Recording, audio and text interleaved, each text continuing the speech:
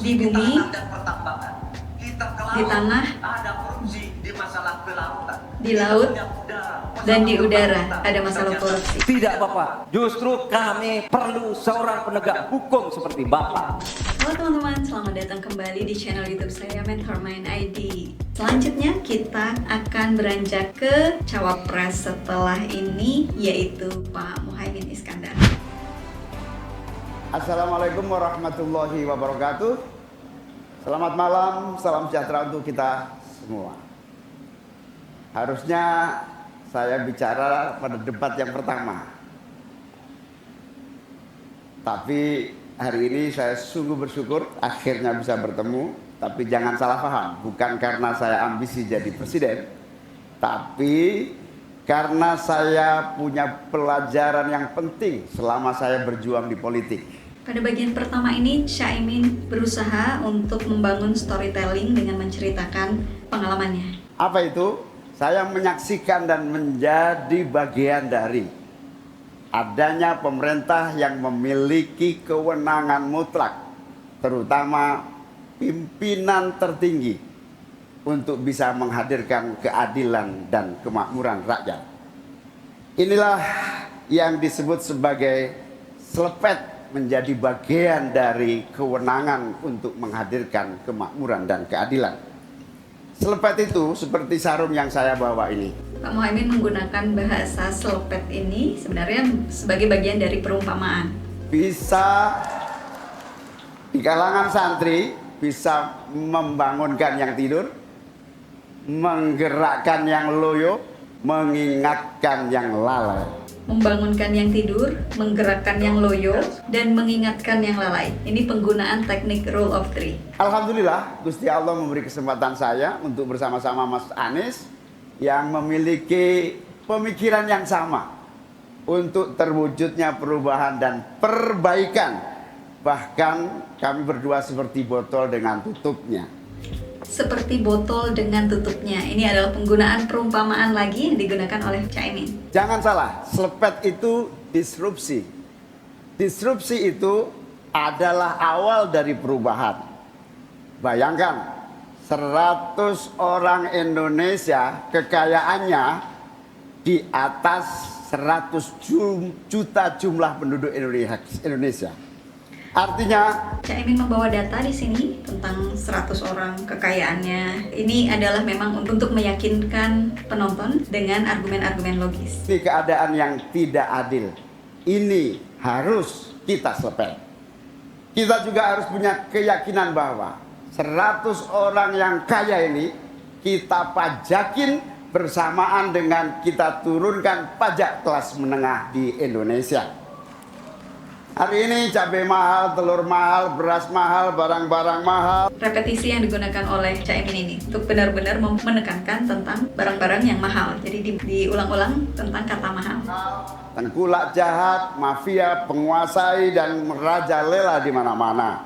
Padahal rakyat sudah kerja. Ini harus kita selepet. Angka pengangguran sudah 8 juta.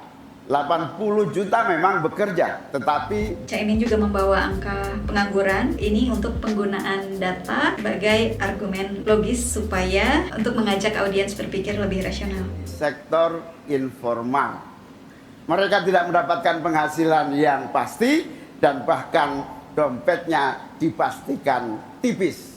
Ini yang harus kita selepet. Penggunaan inklusif dengan menggunakan bahasa kita, ini yang harus kita selepet. Amin menginginkan bansos yang memang menjadi kewajiban negara ini diteruskan dan bahkan harus ditingkatkan, sehingga kita ingin bansos plus yang semakin membawa rakyat kita memiliki kemampuan daya beli yang mendongkrak ekonomi masyarakat kita. Insya Allah, Amin akan memastikan 5% anggaran dari APBN atau sekitar 150 triliun kita khususkan untuk kaum muda Indonesia. Nah, Pada bagian ini, Caimin sangat memfokuskan tatapannya ke kamera dan menunjuk ke kamera. Ini adalah penggunaan eye contact dan juga ekspresi dari tangan, wajah. Jadi memang non-verbal communication yang benar-benar dikuatkan oleh Caimin pada bagian ini. Kamu yang memiliki energi besar untuk menjadi bagian terdepan bagi kemajuan bangsa kita. Salah satunya adalah kamu, kredit usaha anak muda yang diberi kesempatan. Penggunaan eye contact yang dengan benar-benar eye contact kepada kamera ini memang diharapkan supaya penonton benar-benar merasa sedang berbicara ataupun sedang berhadapan dengan public speaker. Mengakses sebanyak-banyaknya menjadi pelaku ekonomi yang baik. Kita akan hadirkan bagaimana agar desa-desa tumbuh berkembang. Insya Allah 5 miliar per desa akan kita wujudkan tiap tahun bagi pembangunan nasional kita. Kita juga akan siapkan seluruh bantuan-bantuan yang memungkinkan tumbuh menjadi maju. Oke, sudah habis penyampaian visi misi dari ketiga cawapres. Nah, tadi saya sudah menyebutkan tuh teknik-teknik apa saja yang digunakan oleh para kandidat dalam mendeliver speech-nya. Apakah kira-kira ada nih teknik-teknik yang teman-teman ketahui yang belum saya sebutkan? Monggo disampaikan di kolom komentar. Teman-teman, sekali lagi saya tidak membuat konten ini untuk mengkampanyekan salah satu calon, tapi benar-benar supaya kita bisa mendapatkan manfaat belajar public speaking dari cawapres.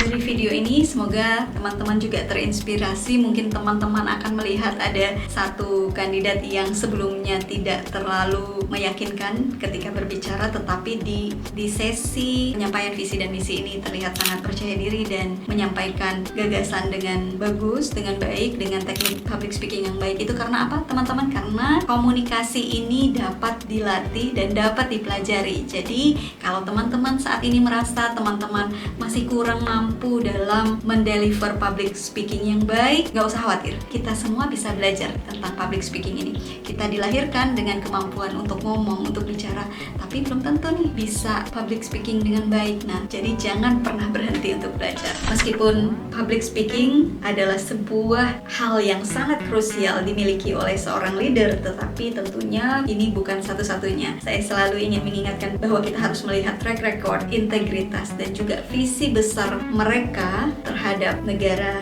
Indonesia ini. Semoga kita menemukan pemimpin yang paling baik untuk memimpin negara kita ke depannya. Terima kasih teman-teman sudah menonton video ini. Jika kamu suka dengan video ini, silakan like dan subscribe. Thank you. Sampai ketemu lagi di video Mentor Mind ID berikutnya. Bye-bye.